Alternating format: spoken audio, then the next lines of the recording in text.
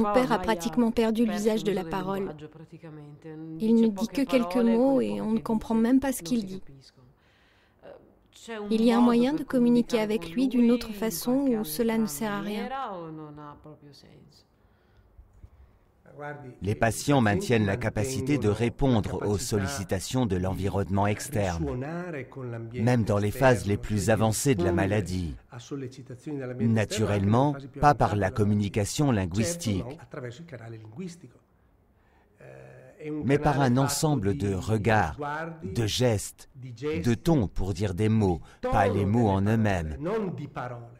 Car le patient n'est plus en mesure de comprendre le contenu du langage, mais seulement le ton du langage. Si on lui parle d'une voix douce et affectueuse ou avec un ton irrité, le patient parvient à distinguer les visages connus des visages inconnus. Il ne saura pas que le visage connu est celui de sa fille, de sa femme ou de son fils. Mais il reconnaîtra ce visage connu par rapport à un visage inconnu.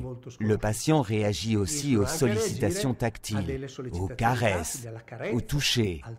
Oui, maintenant que j'y pense, je dois dire que quand il est un peu agité, dans son monde par exemple, quand il remonte et abaisse sa couche, ou quand il est occupé à quelque chose, si je m'approche et que je le caresse, ou que je lui prends la main, il se calme, tant que je le fais, car dès que je cesse, il recommence.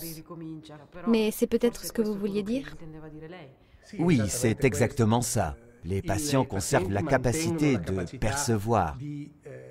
Quand la famille interagit avec le patient au moyen des sens, et en particulier du toucher, le patient répond.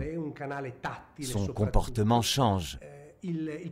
Par des caresses et des baisers, le patient se calme s'il était agité.